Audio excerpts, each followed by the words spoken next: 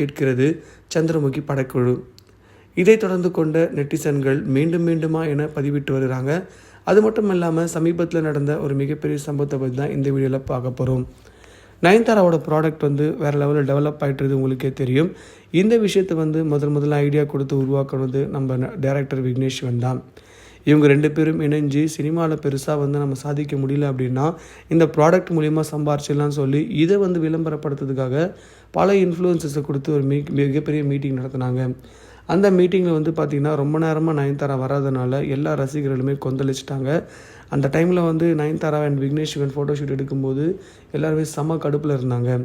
அப்போது ஒரு சில பேர் நயன்தாராவுக்கு சப்போர்ட்டாக இவங்க பெரிய ஆள், இவங்க சாதாரண மனுஷங்க இல்லை அப்படி இப்படின்னு பில்டப் பண்ணதுனால ரசிகர்கள் பயங்கரமாக கோவம் அடைஞ்சாங்க.